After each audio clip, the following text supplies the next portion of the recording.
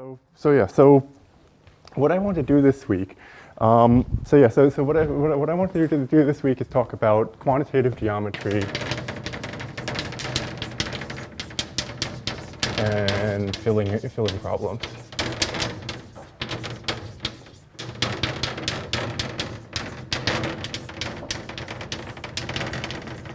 And so let me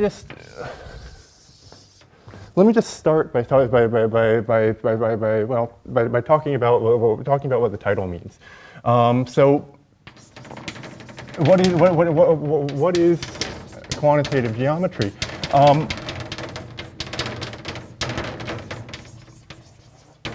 And so there are a lot of different answers to this. It's a broad field, but for me, the questions that I find most interesting, well, they really stem from the following question. Basically, how do spaces behave under limits? And especially limits of large scale, especially limits of large complexity.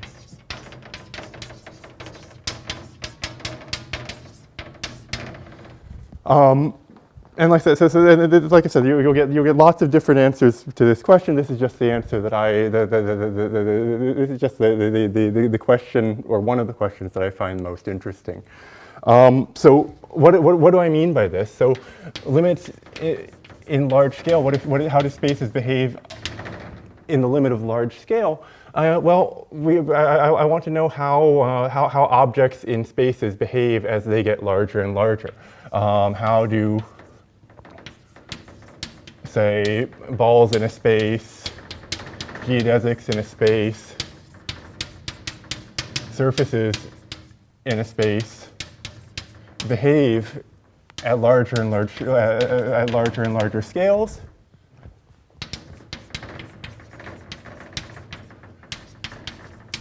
And a lot of the questions in this, a lot of the questions in this area, a lot of the tools in this area come from geometric group theory. So in geometric group theory, the idea of geometric group theory is to take a group and turn it into some sort of metric space and then study that metric space using geometry. Typically what you do is you take some group and you look at its Cayley graph. So for example, if you have the group Z squared, the free abelian group of rank 2, then the Cayley graph is going to be a grid. It's going to be a grid where the points are the elements of Z2 and the edges are the connect adjacent points in the grid. And the reason that this has to do with large-scale geometry is because this is a space that doesn't really have interesting small-scale geometry. If you look at a small neighborhood in this space, this is a graph. So if I look at a small neighborhood, I just see some small piece of a graph. I don't have very much interesting geometry I can do there. But if I look at larger and larger neighborhoods, if I look at larger and larger pieces of this graph, then in some sense, this graph should look more and more like the plane. This one-dimensional space should look more and more like something two-dimensional as I look at larger and larger pieces of it. And so a lot of the idea behind geometric group theory is to try to make that intuition into some rigorous mathematics, to try to figure out some ways to make it rigorous that this space looks more and more like the plane as we look at larger and larger scales. So we look at large scale geometry, but we can also look at what happens in the limit of large complexity.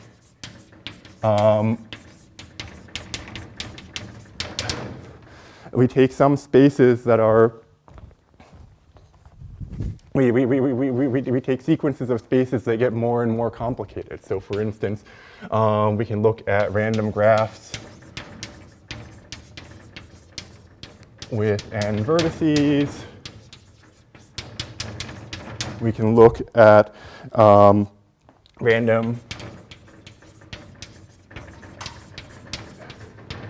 genus G surfaces We can look at, say, if I have some manifold X, we can look at random triangulations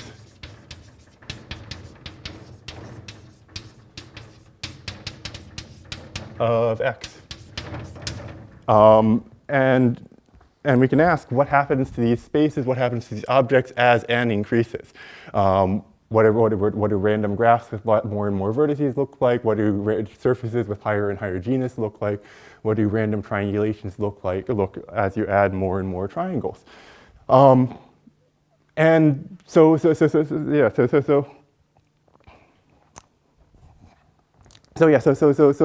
are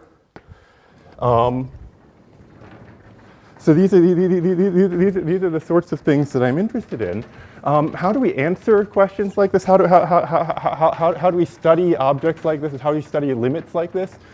Well, there are a couple ways. I mean, well, there are many ways, but let me just mention two of them. So one, we can take objects like this and we can look at we can look at the asymptotics of invariance. So, for instance, in the case of random graphs, one thing we can ask is, well, if I have a random graph of a particular model and I let the number of vertices go to infinity, is it connected or not? Or what's the probability that a random graph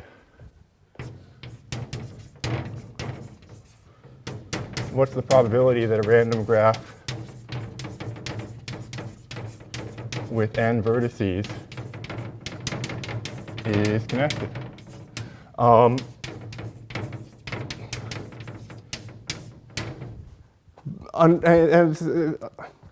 Unfortunately, this is not a great way to study random graphs because, well, most reasonable models of random graph are going to be connected for when you let n go to infinity.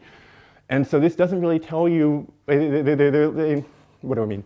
There are lots of different definitions of what it means to be a random graph with n vertices. You can take n vertices and you can connect the edges with some probability. You can take, and you can try to construct a random graph with constant degree. You can try to construct a random graph where the degree follows some power law. There are many possible things you can define. A lot of them are going to be very likely to be connected as the number of vertices increases. And so just knowing that your random graph is likely to be connected as the number of vertices becomes large doesn't really tell you that much about the random graph. The problem really is that this is, the property of connectedness is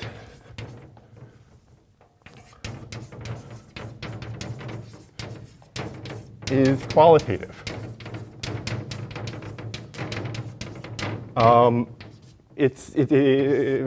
By qualitative, I mean that the answer to whether some object is connected or not is either yes or no. We can get more information by looking at invariants that are quantitative.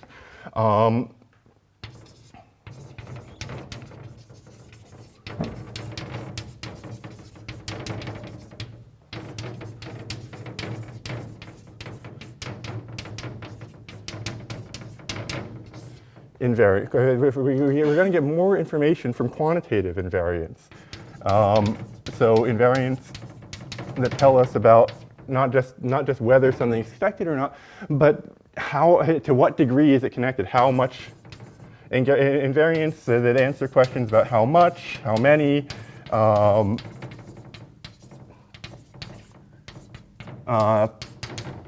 invariants where the answer is some number rather than just yes or no. And so a lot of quantitative geometry is about taking qualitative invariants and looking at quantitative versions and studying quantitative versions of those qualitative invariants. So for example, if we take so for instance, we just said that connectedness is qualitative. What can we look at? What would a quantitative version of connectedness look like? Well, a quantitative version of connectedness would tell us about how much something is connected, how well connected something is. So instead of asking whether a space is connected, we can ask, for instance, about its Tiger constant.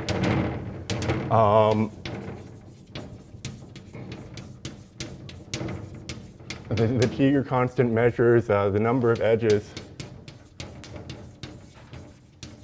that we have to cut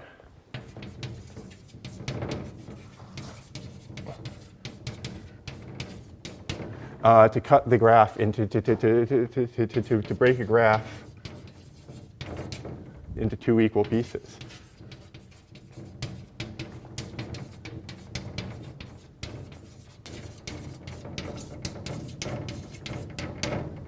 And so connectedness is a qualitative invariant. The answer is just yes or no. The Tiger constant, or related invariants like the expansion coefficient or the spectral gap, measures something about the space. And so there are lots of graphs that are connected. Say I have just some very long cycle. This is going to be a graph that's connected, but its Tiger constant is going to be relatively small because I only have to cut, say, one edge over here and one edge over here to cut it into two equal pieces. Whereas if I make a different graph with the same number of edges, but with much more densely, with much more dense connections, we can use the Tiger constant to measure the degree to which this is a much more highly connected graph than this is. And in order to cut this into two equal pieces, I need to cut some rather large number of edges to separate it into two halves. So yeah, so we can apply this with connectedness, and then once you have some quantitative invariant like this, you can ask not only what the limit of this invariant is as n goes to infinity, but you can ask how it grows. You can ask you can ask about the rate that it converges, or the rate that it increases or decreases. So we can do this with connectedness. We can apply this to simple connectedness.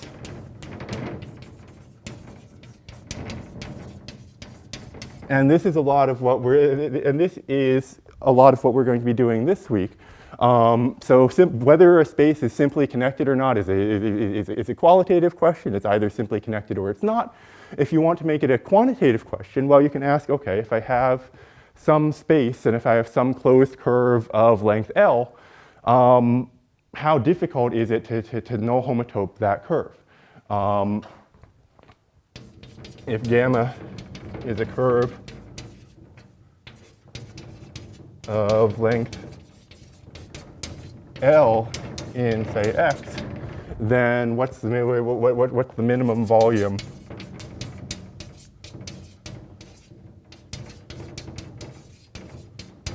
what's the infimum of the areas of a disk with boundary gamma?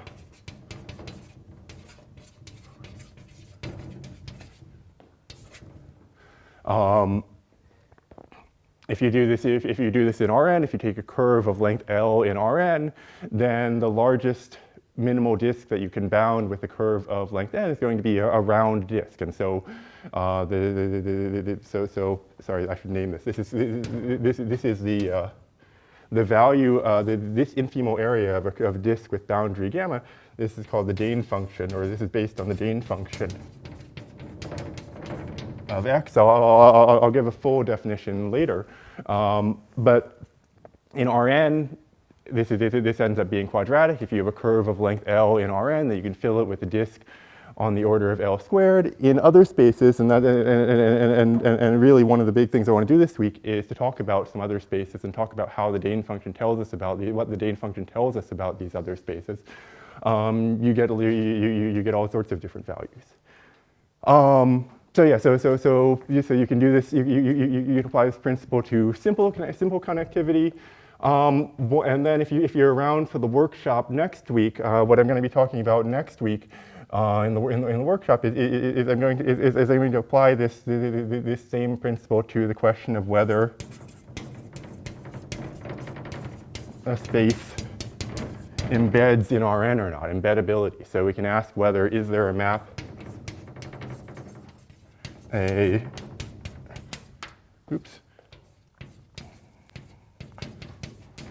there a bi-Lipschitz map from our space X to say some nice space, say Rn? On the one hand, this is a qualitative question. The answer is either going to be yes or no. But we can make it into a quantitative question by introducing the idea of distortion. So a map is going to be bi-Lipschitz if whenever you have a pair of points in your space, then the distance between the images of that pair of points is between c times the distance between the original points and d times the distance between the original points. The distortion of that map is going to be the ratio between c and d. And so, how do I want to say this? So if X is a manifold, then any ball in X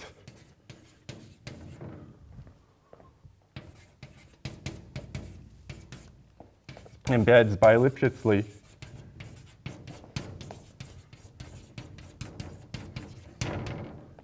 in Rn. This is just the Whitney embedding theorem. If we have a smooth embedding, then it's automatically a bi-Lipschitz embedding with some possibly very, very, very large constants. And we can ask, what's the distortion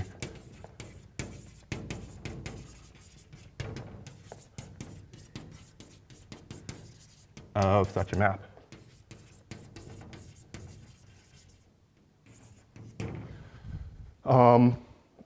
And so and then the growth. What's the distortion of such? What's the minimum distortion of such a map, and how does that grow with the size of the ball? And again,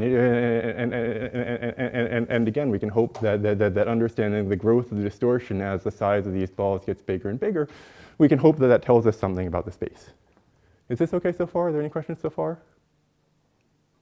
Okay. Am I talking too fast or writing too small? Both? What? It's not clear for me. Geometric, group geometric. What is geometric group theory? Or sorry. So I'll talk. Geometric group theory is studying generally finitely generated groups by studying the spaces that they act on nicely. And I'll define a lot of these terms later.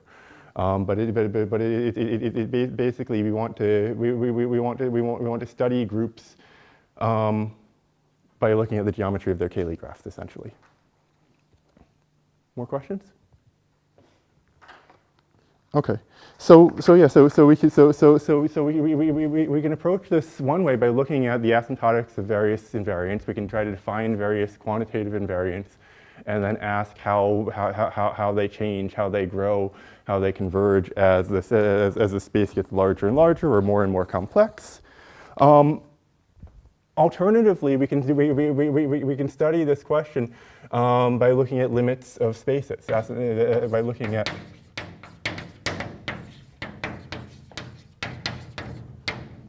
this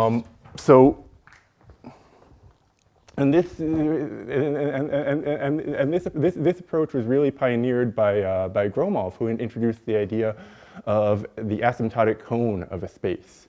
So remember before we talked about the Cayley graph of the group Z2? And we said that the Cayley graph of Z2, or the Cayley graph of the free abelian group of rank 2 is a grid. Is a grid in the plane, and in some sense, as we look at larger and larger scales, this grid should act more and more like the plane. And so one way we can formalize this is we can say that, in fact, if we look at this graph at larger and larger scales, then in fact it converges to the plane.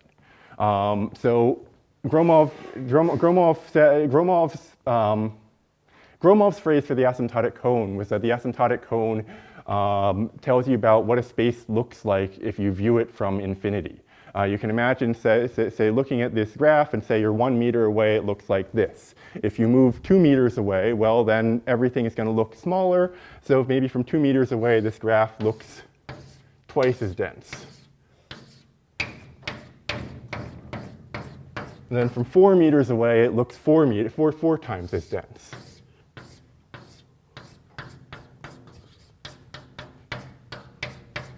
And then from 8 meters away, it looks 8 times as dense, and so on and so forth.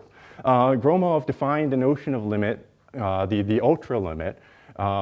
Sometimes this is the same as the Gromov-Hausdorff limit, sometimes it's not.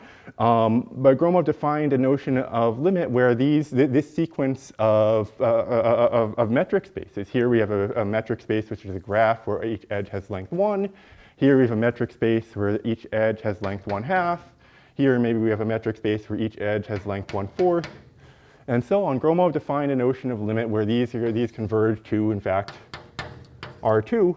And because we started with this square grid like this, and in fact, they converge to R2 with the, do you know the term taxicab metric?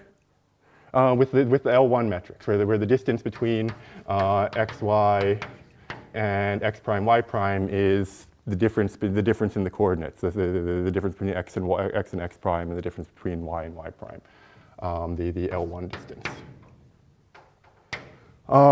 So let me just write this. Let me call the asymptotic cone. And again, I'll define the asymptotic cone later. Right now, I just want to provide some motivation and provide a little bit of a map to where we're going. So the cone, the asymptotic cone of Z2 is the plane. And in some sense, this is going to capture the large-scale geometry. We take a limit of a bunch of rescaled copies of our space, and in some sense, the limit should capture the large-scale geometry of the space. In some sense, the limit should formalize this notion that the larger and larger balls in this grid look more and more like balls in Rn, and look more and more like balls in the plane.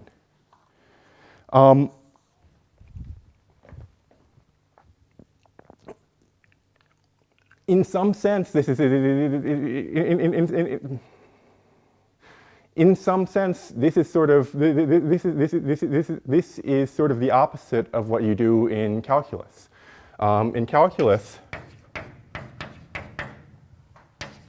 we look at limits in, we look at limits at smaller and smaller scales. We look at limits of spaces as the scale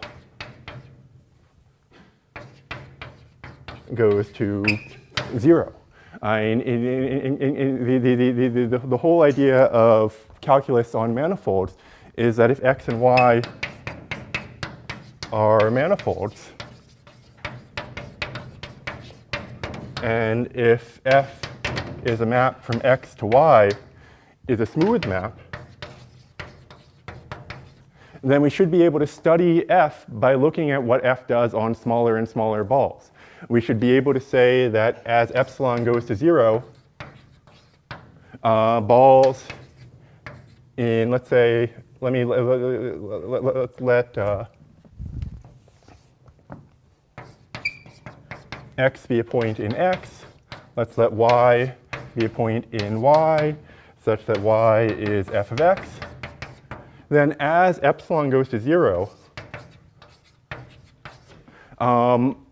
then balls of radius epsilon around x should look more and more flat. I mean, if we have some Riemannian manifold and we look at a smaller and smaller ball, the ball is going to become flatter and flatter. This ball should converge to some ball in, let's say, this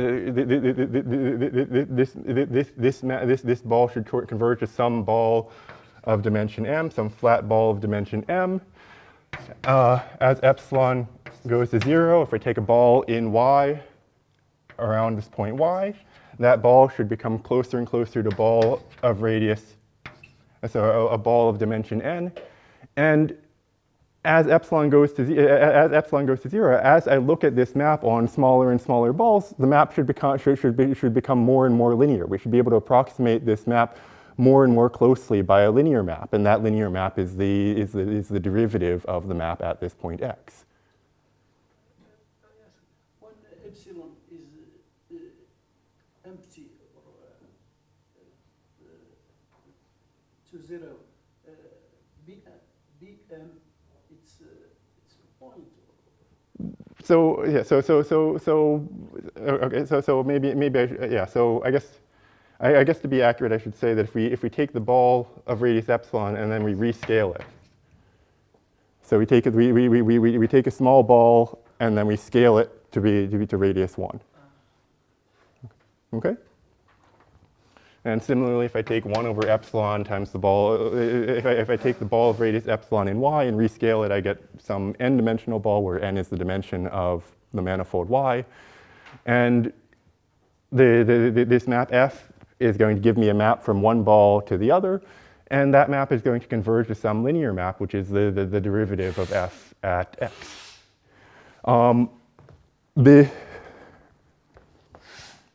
What do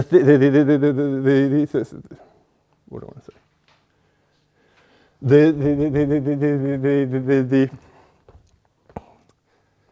So when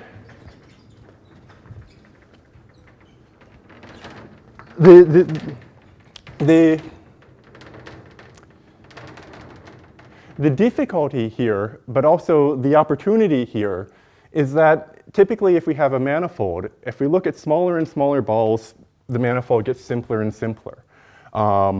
Because when we take a small ball and then we rescale it to a ball of radius 1, the curvature goes down. I mean, when we rescale a manifold, all the curvatures decrease by the amount of the scaling, or by the amount of the scaling squared. If we try to go the other way, the idea of the asymptotic cone is that we want to go the other way. We want to take balls that get larger and larger, and we want to look at a ball of radius r rescaled by a factor of r to make it a ball of radius 1 as r goes to infinity. The curvature is going to blow up. Lots of things can change. There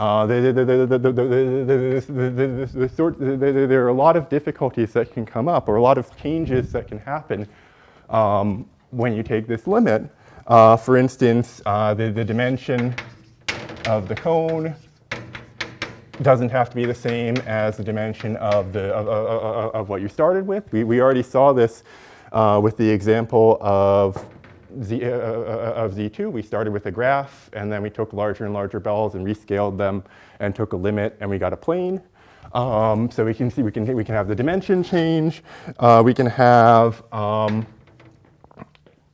if you started out with a space. If you started out with a space that's not simply connected, or even sometimes when you start out with spaces that are simply connected, the fundamental group can change. The topology of the limit can be very different from the topology of what you originally started with. So even just as a simple example, you can have even just as an example, you can have spaces where the fundamental group of the asymptotic cone is uncountable. And this can happen even when you start out with a space that's very nice, even when you start out with a space that has, say, bounded curvature, is homogeneous, is even a Lie group. You can have examples like this. You can have there are other examples where depending on some choices you make in constructing the asymptotic cone, depending, for instance, on the sequence of scalings that you take, You can get many different asymptotic cones. There can be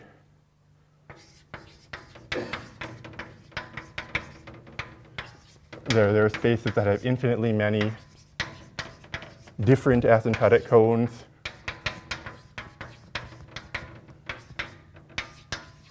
Depending on, again, like I said, I think I'm planning Wednesday to define the asymptotic cone, but there are various choices you make in the construction, and depending on those choices, you can get results, where you can get limits with very different properties. So yeah, so this is a challenge of working with asymptotic cones, but this is also an opportunity because asymptotic cones can be very strange spaces, but they can also be very interesting spaces. And so really, what I wanted to do, I guess, because okay, so I guess the board covered up the bottom half of the board, but one of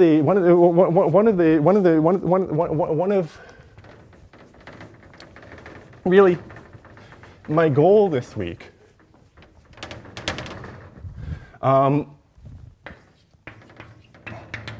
We have these two different these two different approaches to this problem of understanding what happens to spaces in the limit of large scales. And my goal this week is really to connect these approaches. We have this approach of looking at the asymptotics of various quantitative invariants of our spaces. We have this approach of looking at limits of the spaces themselves, looking at some sort of limit as we look at the space from further and further away. And what I want to do this week is to try to connect these approaches. I want to try to understand the connection between quantitative properties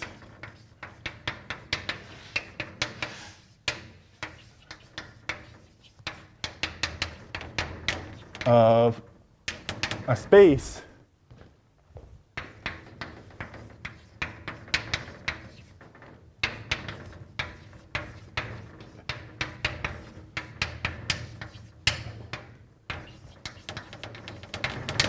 and I want to connect the quantitative properties of a space to qualitative properties of the asymptotic cone of the space. So there are a bunch of things that I want to do this week. I want to introduce some quantitative properties of spaces, especially the Dane function, which measures the simple connectedness of a space. And then I want to talk about how those quantitative properties are connected to qualitative properties of the scaling limit of that space. So, like I said, the asymptotic cone of a space can be very complicated, but I think that asymptotic cones of spaces are very interesting to study.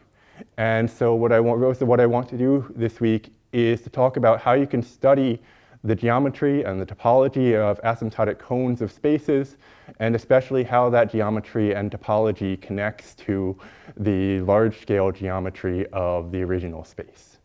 Okay? Is this okay so far? Are there any questions so far? Am I still talking too quickly? Okay. So yeah. So let's start by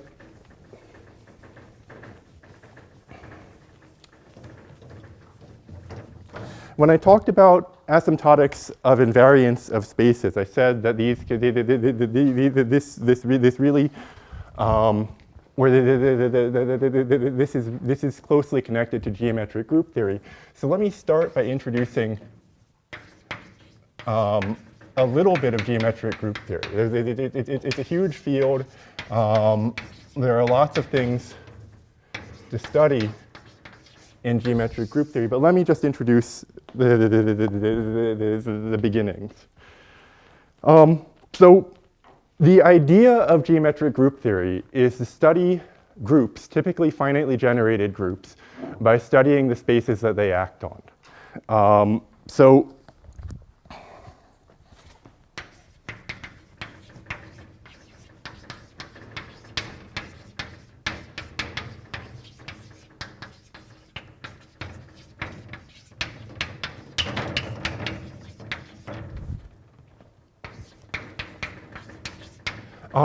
And so every finitely generated group acts on a space called its Cayley graph. So if if G is finitely generated,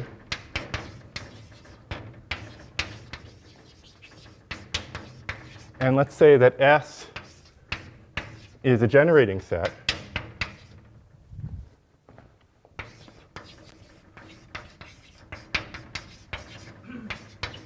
and for convenience, let's say that S is symmetric. Let's say that S is equal to S inverse. So if you have an element of S, then the inverse of that element is also in S. Then the Cayley graph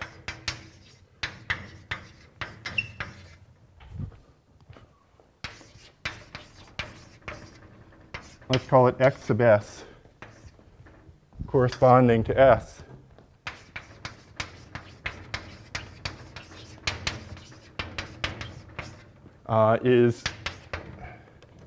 this is going to be the graph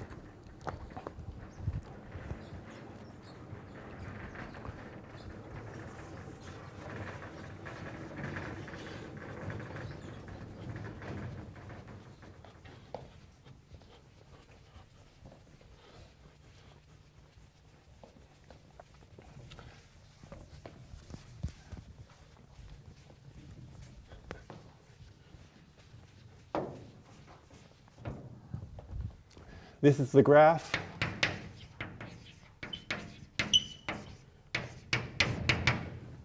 such that the vertex set of X sub S is the set of elements of G, and such that G and G prime are connected by an edge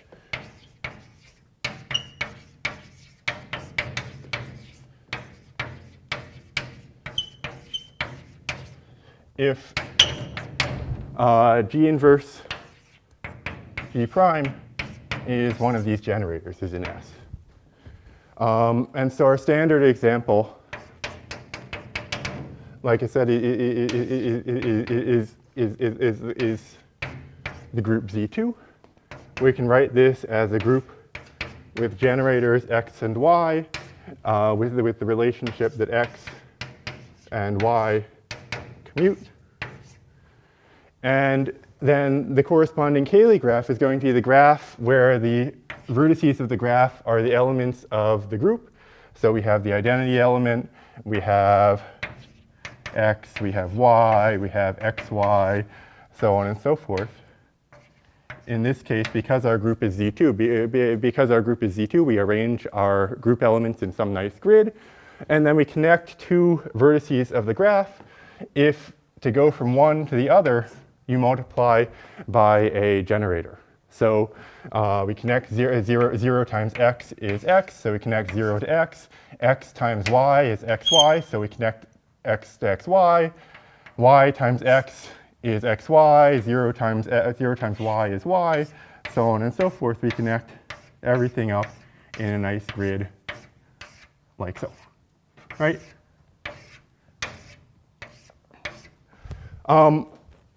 So this is one of our standard examples. The other standard example is that we can take the group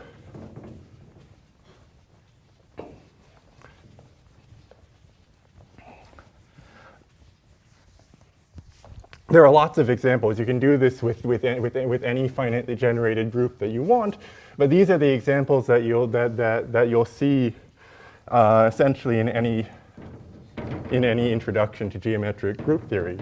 Z2, the free abelian group of rank 2, and the F2, the free group.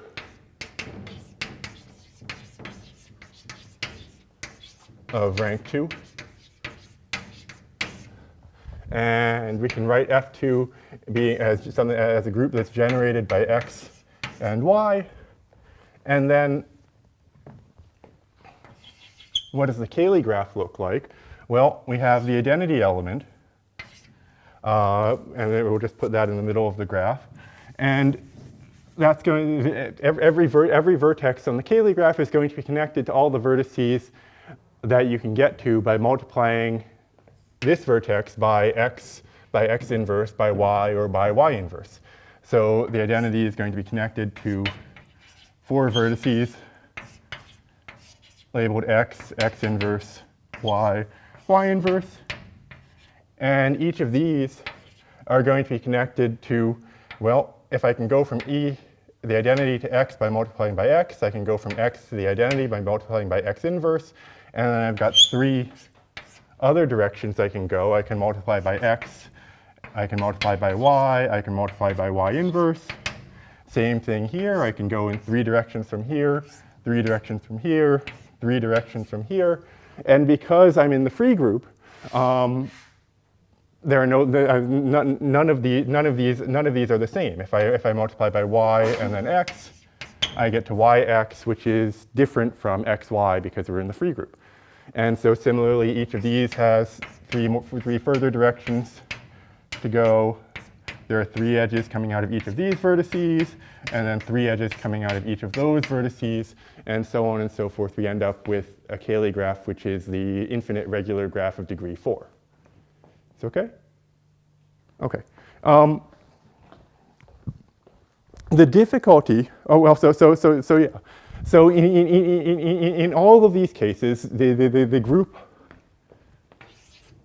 always acts on the Cayley graph by left multiplication.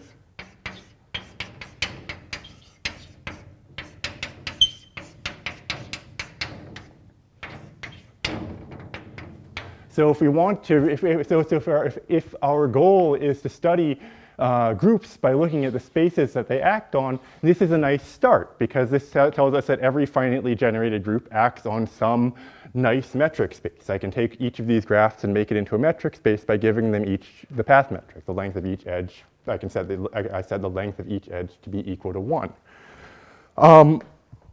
So this is nice because G acts on these graphs, because the group acts on the Cayley graph by left multiplication. The difficulty we run into is that, well, there's a choice that we made in constructing these graphs. This is a graph x sub s corresponding to a particular finite generating set. So if we choose a different finite generating set, we're going to get a different graph. If instead of taking here, we took the set of generators, this was s equals x plus or minus y, x inverse y, y inverse. If instead we took a different set of generators, say we took, I need more space, let me go over there. If we took, for instance, actually, sorry, I do want to, let me stay over here. If we took, for instance, a different set of generators, say s prime, where we have, say, x plus or minus, we have y and y inverse, and then maybe we have, say, x times y, and then the inverse of x times y, we're going to get a different graph. I have the same set of vertices because my group hasn't changed, but my set of edges is going to be different because now, instead of asking whether G inverse G prime is in S, I ask whether G inverse G prime is in S prime. So I still have x and x inverse, I still have y and y inverse, so I have the same grid as before. But now, because I've added one more pair of generators, I now also have an edge between 0 and xy, and between x inverse, y inverse, and 0, and between, what was this? This is y inverse and x. And between x inverse and y, I have this grid, but I also have all these diagonal lines, right? And so in order to reasonably study a group based on the spaces that it acts on, there should be something that stays the same between these two graphs. If I want to study a group based on its Cayley graphs, then I should be looking for things that stay the same between this graph and this graph. Because these graphs are not, these are certainly not the same graph. These are not homeomorphic. These are not isometric. There's no really good continuous map between them. So instead of looking for continuous maps, instead of looking at isometries and homeomorphisms and by Lipschitz maps, in geometric group theory we typically look at a class of maps called quasi-isometries.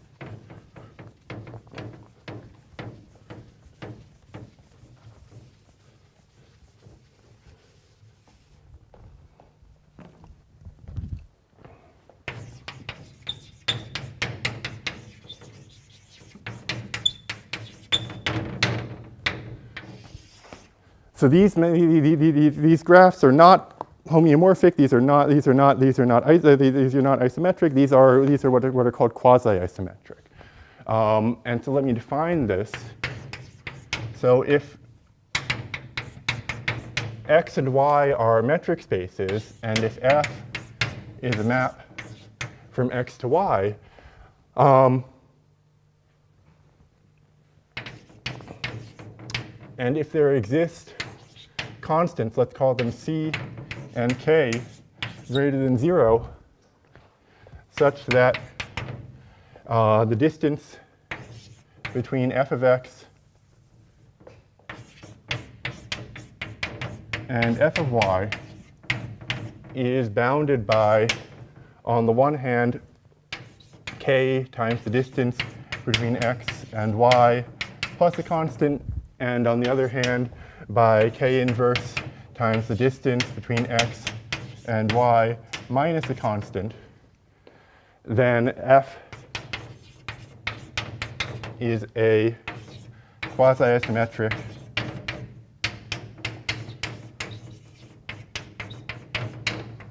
embedding.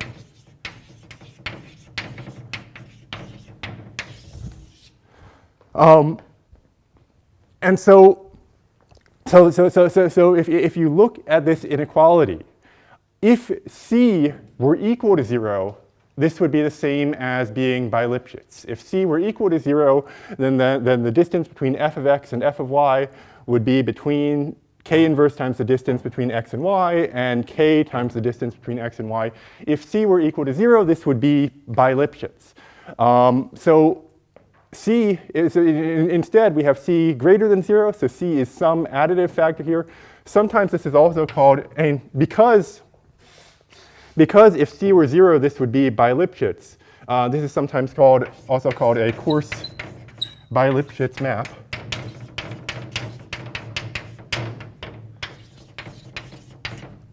And the coarse part here means that it's by Lipschitz, but only at large scales. If the distance between f of x and f of y is, if the distance between x and y is much larger than c, then both this lower bound and this upper bound are dominated by this k times the distance between x and y term.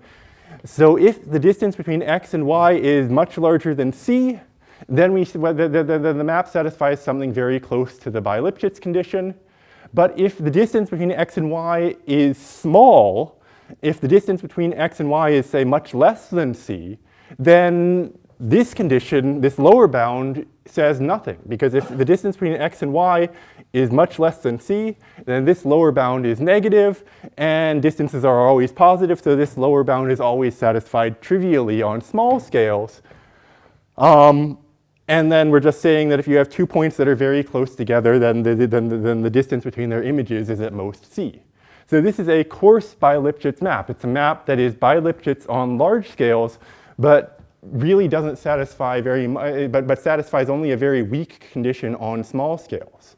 And this is exactly what we need to construct a map from here to here, or from here to here, because, well, this is a graph of degree 4. This is a graph of degree 6.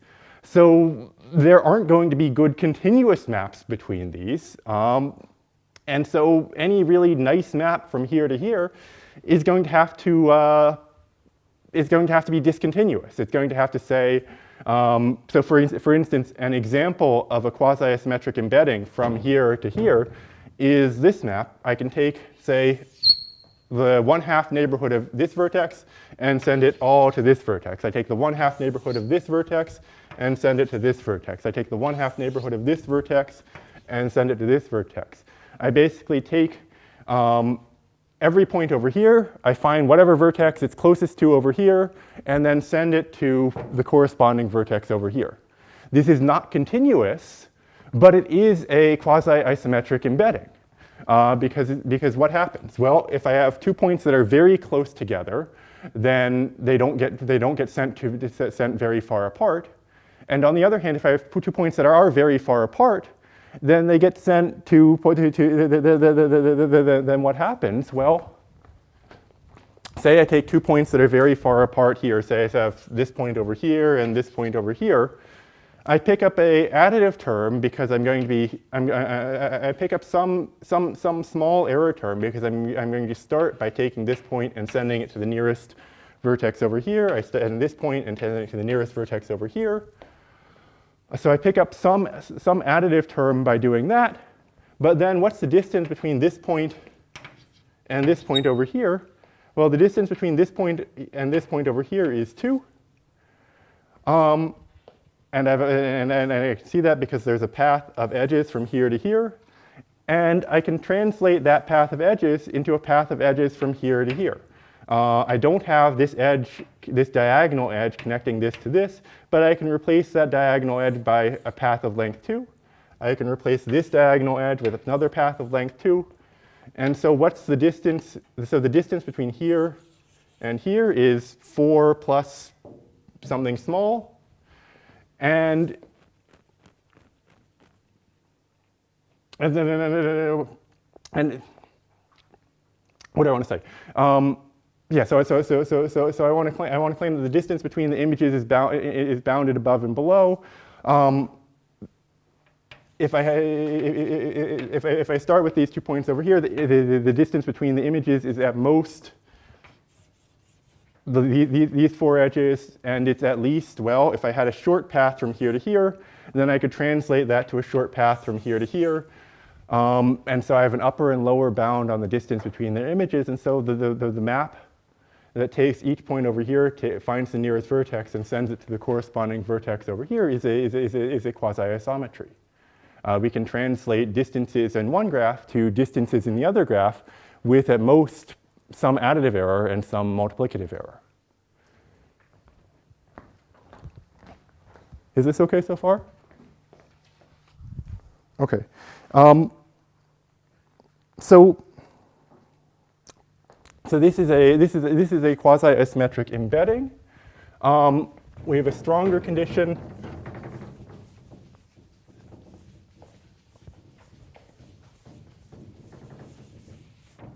We say that F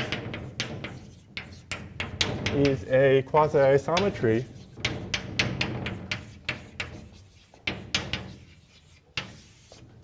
if first F is a quasi-symmetric embedding. I'm just going to write a QI embedding. And also, there exists a map G going the other way such that G is quasi-inverse to F, which is to say that for all x in X, the distance between X and decompose F of X is bounded. Let's call it C prime. So there exists a C prime greater than 0 such that for all x in X, the distance between X and decompose F of X is bounded by C prime, and the distance between Y and F compose G of Y is also bounded by C prime.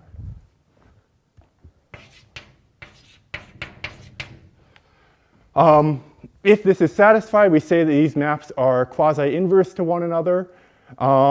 And if this is satisfied, then if this is satisfied, if F is a quasi-symmetric embedding and it has a quasi-inverse, then we say that F is a quasi-isometry. Is this okay so far? Okay. So there are other ways to define this. Another definition that you'll see sometimes is that F is a quasi-symmetric embedding that's coarsely surjective, so that there's some constant C prime, such that you can such that everything in Y is within a distant C prime of the image of F. So it's not exactly surjective, but it's surjective up to some additive constant. So the C prime neighborhood of the image of F is all of Y. So yeah. So the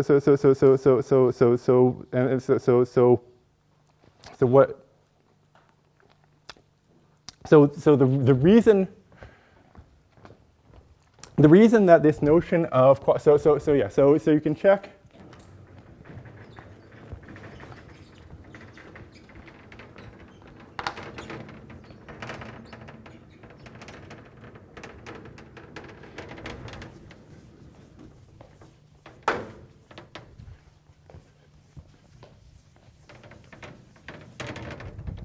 So the reason why quasi-isometry is so important to geometric group theory. So you can check that quasi-isometry is an equivalence relation.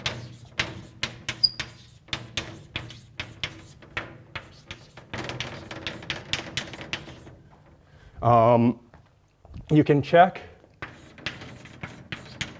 that if S and S prime are finite generating sets,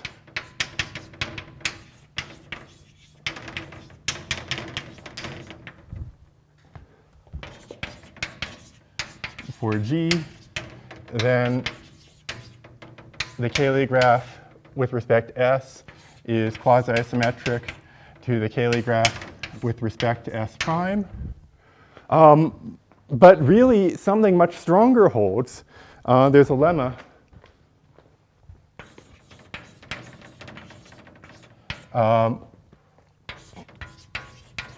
the Schwarz-Milner lemma, which says the following. So if if X acts geometrically, and I'll define this in a minute. If X acts geometrically, if G acts geometrically on X and say Y, and X and Y are geodesic metric spaces,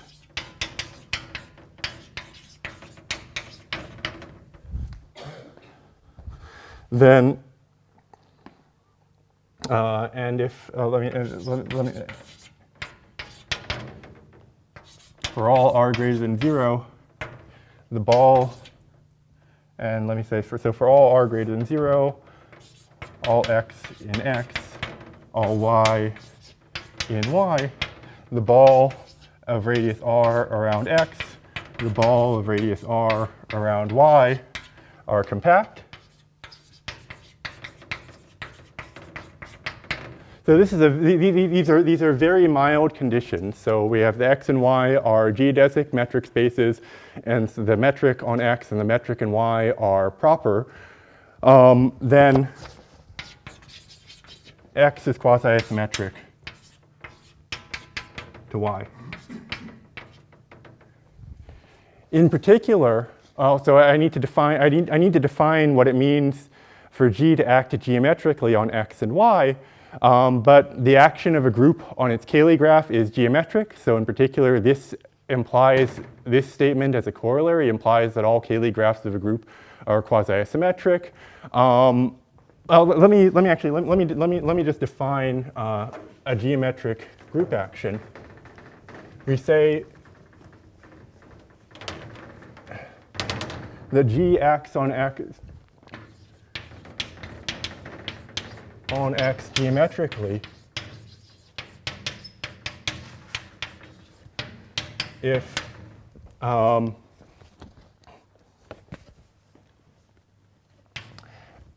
we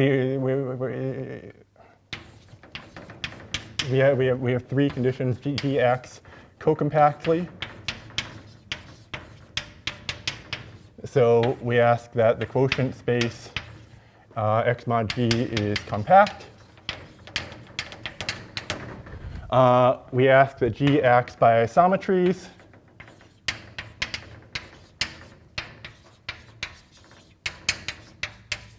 And we ask that G acts properly discontinuously.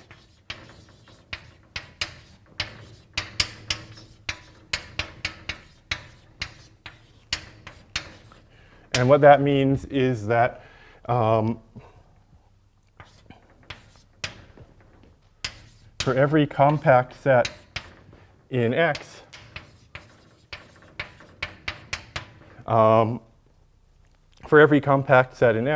the number of elements of G such that G K intersect K is non-empty is finite.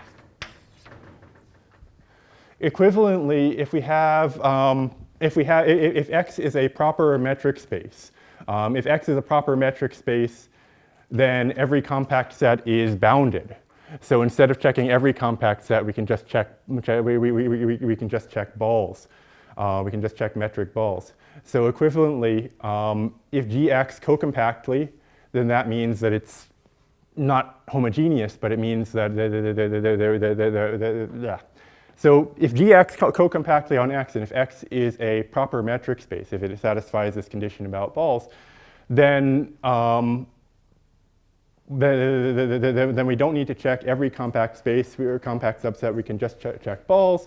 And if G acts co-compactly, it's enough to just check balls centered at some particular base point. So this condition that G acts properly discontinuously just means that for every point X and for every radius R, there are only finitely many elements of G such that G acting on X moves X by distance less than R. So we're saying that this is a condition that really means that G acts in a non-trivial way, that G actually moves every point by a substantial distance. Is this okay? So the standard examples of this, the standard examples of geometric actions are two.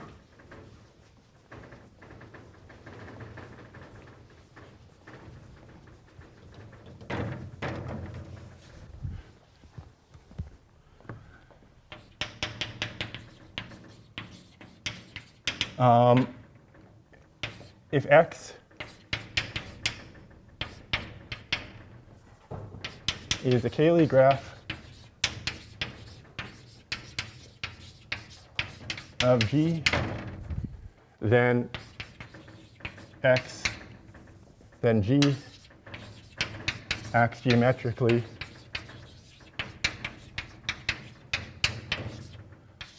on X.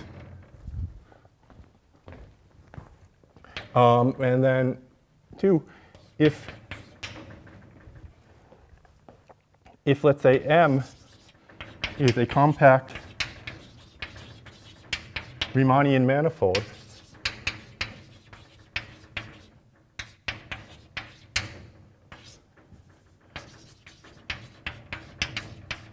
or a simplicial complex,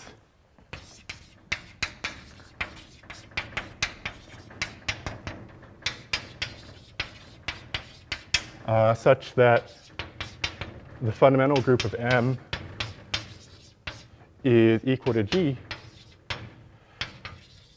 then G acts geometrically on the universal cover of M. And so this gives us a lot of examples of, well, it gives us a lot of examples of spaces on which G acts geometrically, and it gives us a lot of examples of quasi-isometries. So for instance, this is, as a corollary, the Schwarz-Milner limit tells us that that these two different Cayley graphs of Z2 are quasi-symmetric.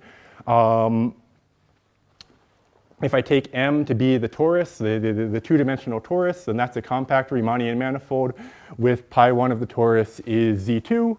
Its universal cover is the plane, so it tells us that, that all these Cayley graphs of Z2 are quasi-symmetric to the plane.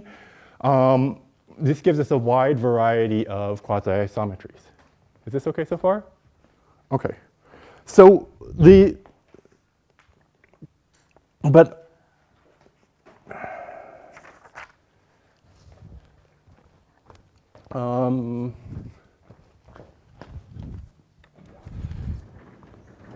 so this gives us a wide variety of quasi-isometries. The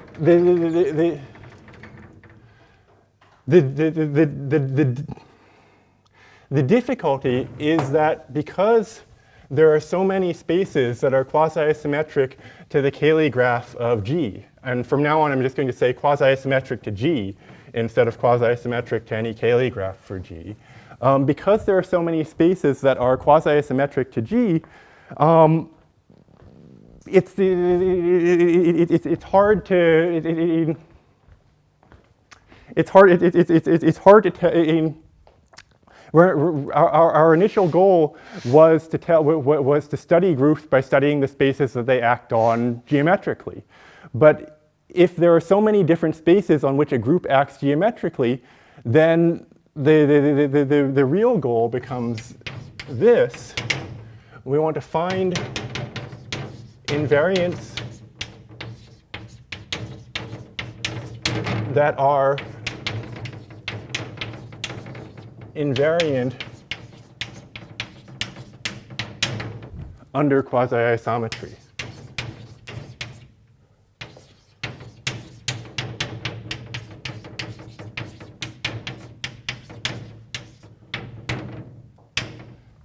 So if we want to study groups by studying the spaces that they act on, if we want to say, okay, this group acts on this particular space here, so it must be a nilpotent group or a solvable group, or it must have some property, then whatever properties we find there are going to have to be properties that are invariant under quasi-isometry, that don't depend on local structure.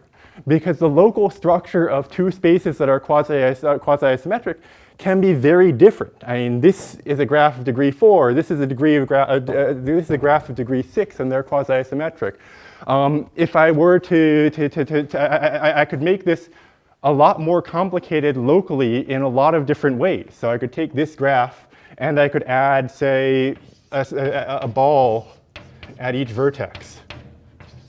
And adding that ball at each vertex doesn't change the quasi-isometry class. It doesn't change, adding that ball only changes things that are very local, and so I have a quasi-isometry that just takes all those balls and collapses each of them to the corresponding point. That's a quasi-isometry, and so whether there's a ball at each point, whether the dimension of the spaces that I'm looking at isn't going to tell me anything about the group.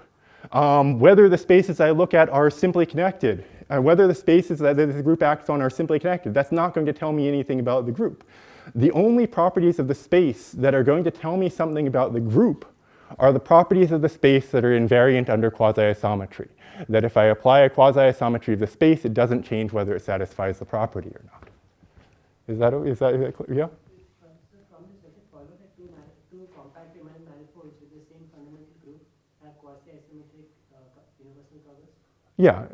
Yeah. So this is so quasi-isometry is an equivalence relation. So we can divide everything into quasi-isometry classes. And if you have a group that acts on a space geometrically, whether it comes from a universal cover, whether it comes from a Cayley graph, whether it comes from some other construction, as long as you have some mild conditions. I mean, you need to have a geodesic metric space, you need to have this properness condition. But as long as you satisfy those conditions, it's in the quasi-isometry class of the group. Okay?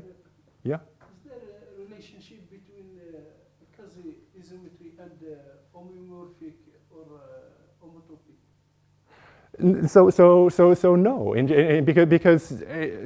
so for instance, just as an extreme example, if I have two bounded metric spaces, then they're quasi-isometric.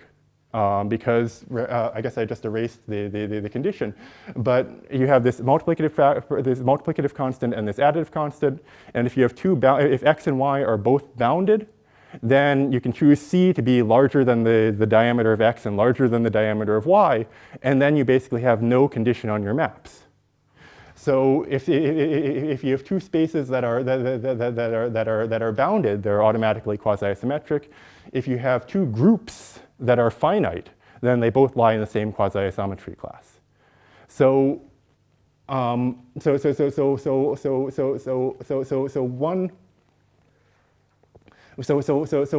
thing about geometric group theory is it really almost completely ignores properties of finite groups. You can't really use geometric group theory. It's very difficult to use geometric group theory to say interesting things about finite groups because from the point of view of quasi-isometry, any finite group is the same as any other finite group. Okay? More questions? Okay.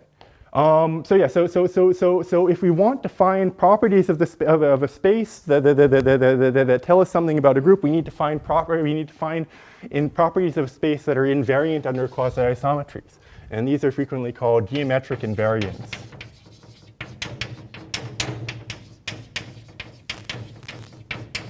of groups. How much time do I have? I have 20 minutes. Okay, so I think I have enough time to. I think I have enough time to introduce the Dane function then. So the particular geometric invariant that we're going to be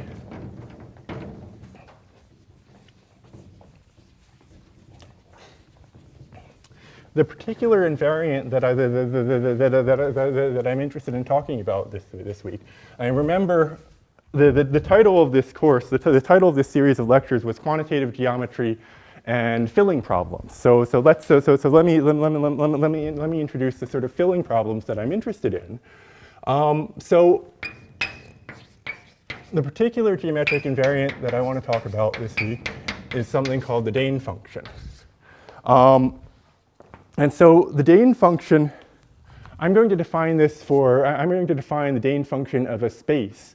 There's also a combinatorial definition based on group presentations, but that takes a little bit more work to define, a little bit more group theory to define. So I'm just going to define the geometric version of the Dane function. If x is aimed to be completely general, well, yeah. So let me just look at the case where if x is a manifold or simplicial complex,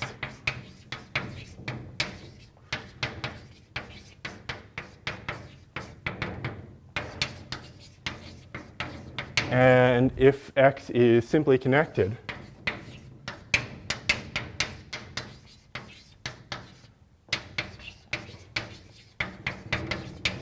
we define the filling area, let's say that gamma is a closed curve.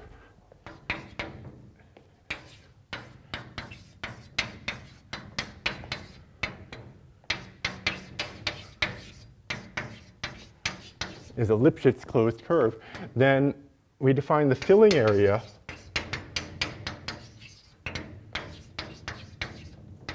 of gamma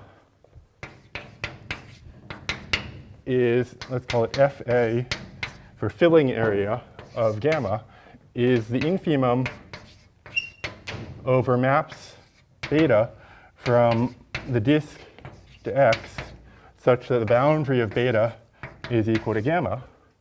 The infimum over maps from the disk to x, where the boundary is gamma, of the area of beta. And just so the area of beta is always defined, and let's say we're taking the let's say we're taking the infimum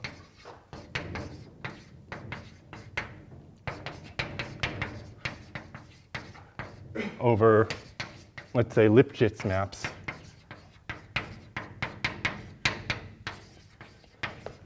Beta. So this is like Plateau's problem. We have some Lipschitz closed curve. We have some Lipschitz closed curve, and we want to know the area of the minimal surface whose boundary is that curve. Whether that way, and I guess, I mean, depending on x, you could probably replace the infimum with a minimum, because depending on x, you may have an actual minimizer here. But for our purposes, it turns out we really yeah. For our purposes, it turns out it doesn't really matter whether we have an infimum or a minimum here, because we're only going to be interested in the asymptotics of this function. We're not going to be interested so much in the exact values. We're mostly going to be interested in how this grows as the length of the curve goes to infinity. Yeah? How do you define the area of a Lipschitz map? So if X is a manifold, then any Lipschitz map from a disk to the manifold is going to be, by Rademacher's theorem, it's going to be differentiable almost everywhere. And so you just apply Rademacher's theorem. If you like, what? In the case of space. Sorry? In the case of simplicial complex. Yeah, in the case of simplicial complexes, it's more complicated, but you can still use Rademacher's theorem. You just have to be more careful. You make the same thing. You can. What you can do is you can look at the pre-images of each of the interiors of the cells, and then on the interior of the pre-image of each cell, you can apply Rademacher's theorem, and then that. You have not the definition in the case of general metric space. In general metric spaces, there are more complicated ways to define area. I don't remember how to do it exactly, but you can define a metric differential, and you can calculate that way. If X is a manifold, if you don't like all the Lipschitz analysis here, if X is a manifold, you can just replace Lipschitz with smooth, and everything carries over exactly as in calculus. But later in the week, we will be looking at spaces. Like I said, we'll be looking at these asymptotic cones, which are not manifolds, not simplicial complexes, and so in those cases, you may need to use Lipschitz maps. You may need to use more complicated definitions of area, but we'll get to that when we come to it. Is that okay? Okay. Okay, so this is the filling area of a curve. Remember, our goal here is to find invariance of a space, and really invariance of a group. So in order to make this an invariant of a space, I'm going to define. In order to make this an invariant of a space, I'm going to define the filling area function, fa sub x of L, to be the supremum over gamma from S1 to X, where the length of gamma is less than or equal to L of the filling area of gamma. So now this is good. Now this function is an invariant of my space. But remember, we're not just looking for invariants of spaces. We're looking for invariants that stay the same under quasi-isometries. And it turns out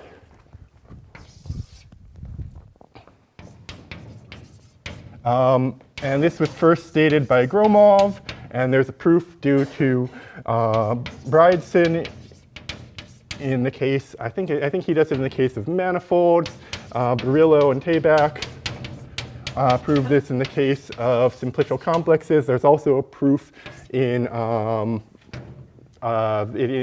book of Epstein, Thurston, Epstein, Cannon, 4 or 5 other authors, called word processing in groups, which also proves this. There are a bunch of proofs of this theorem that if G acts geometrically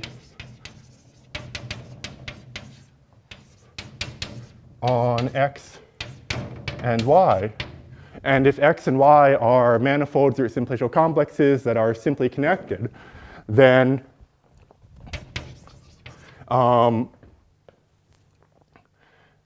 the filling area function of X is equivalent, let me draw this a little bigger, then Fa sub X is equivalent to Fa sub Y under the equivalence relation that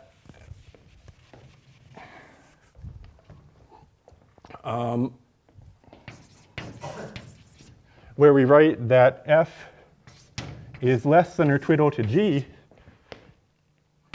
if there exists C greater than 0 such that basically the equivalence relation that we're going to write here basically says that, that Fa of X, Fa sub X, and Fa sub Y grow at the same rate. And the rigorous definition is that F is less than or twiddle to G if there exists a C greater than 0 such that F of X, let's call it F of N, is less than or equal to C times G of Cn plus C plus Cn plus C. We have to, basically, well, this is usually we usually say that F grows at a slower rate than G, and then we say that F is equivalent to G if F is less than or twiddle to G and G is less than or twiddle to F. The reason why we need to include all these terms is because, well, if G acts geometrically on X and Y, then all we know about X and Y is that they are quasi-isometric. And so if I have, here's my space X, and here's my space Y, in order to get a bound on the Dane function of X based on the Dane function of Y, then I have to say, okay, well, say I have a curve in X. I want to find some filling of that curve in X based on some filling of the image of that curve in Y. But if I only have a quasi-isometry from X to Y, then I don't even have a continuous map. So I might have some Lipschitz curve over here that gets turned into some collection of disconnected points over here. So in order to get the bound that I want, I have to do a bunch of steps to turn, well, first I need to turn this disconnected collection of points into a curve. And then I need to take that curve and I need to fill it in Y by a disk whose area is based on the filling area function of Y. And then I need to take that disk in Y and map it back to X. Again, this is just a quasi-isometry. This is not continuous. So this disk in Y becomes another collection of disconnected points in X. And so now I have to, again, connect up that disconnected collection of points into a disk. And then I have one last thing to do because, well, I have a map from X to Y and I have a map from Y to X. But these are not inverses of one another, these are only quasi-inverses of one another. So not only did this map from Y to X turn this disk into a disconnected collection of points, but that disconnected collection of points, the boundary of that disconnected collection of points is just some disconnected collection of points near the boundary of my original disk, my original curve in X. So I pick up so when you do this, you pick up a lot of different error terms. And so each of these C's here comes from one of those error terms, basically. Comes from the fact that if I have a curve of length L in X, then the image might be a curve of length C times L. If I have a disk of area A in Y, then the image over here might be area C times A. And so on and so forth. Because there are so many error terms that we pick up in transferring curves and disks in X to curves and disks in Y, we pick up a lot of different constants in this inequality. Sorry, does that make sense? Yeah? Euclidean relation say nothing is a function or smaller than homotacity. As your example was the filling area, or does filling area simply always goes more than homotacity? Yes, so if Yeah. exactly, yeah, we can, well, because so for and that is intentional because well, so what's an example? So the question is that this equivalence relation doesn't say very much if f, or if the filling area of x, the filling area function of x is smaller than linear, right? So what's an example? If I have x, if x is a tree, say, remember my x has to be simply connected, so I can't have any loops in my tree. So if x is a tree, then yeah, then any Lipschitz curve is going to have, any Lipschitz closed curve is going to have a filling area 0. But if I have a tree like this is quasi-isometric to, well, let's embed the tree in the plane, and then let's take a neighborhood of the tree like so. Right? I should have drawn a less complicated tree. But we embed the tree in the plane or in some nice manifold. We take a neighborhood of that tree. This is still quasi-isometric to the original tree because there's a quasi-isometry that just sends every point in the plane to the nearest point on the tree. And now, this is now, so we started with something with filling area function 0, and it's quasi-isometric to something with filling area function small but non-zero.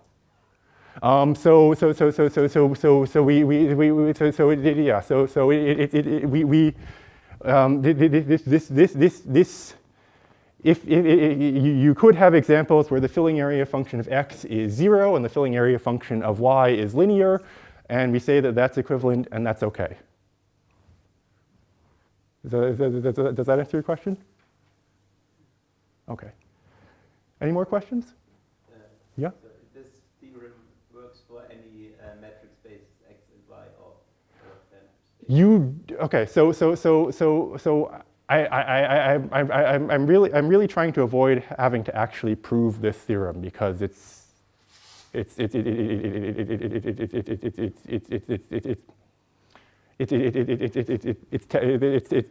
rather technical to prove the theorem.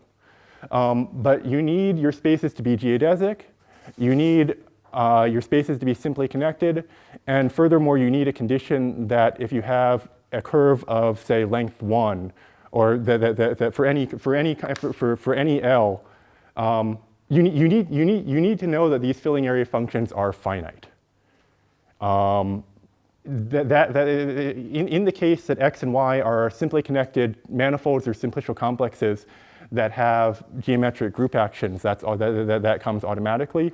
But if you try to extend this to cases where x and y are not manifolds or not simplicial complexes or wild spaces of various types, then you may wind up with spaces that are quasi-isometric, but where you have curves in one space that have infinitely large filling area, and that's a problem. Okay, but I think that's all. That's essentially all you need. I mean, I don't want to be. I'm not entirely sure about that, but I think that's essentially what you need. Do you also need the condition that the metric space must be global? You need the space to be geodesic or at least quasi-geodesic. I don't know whether you strictly need properness. Yeah, I don't know.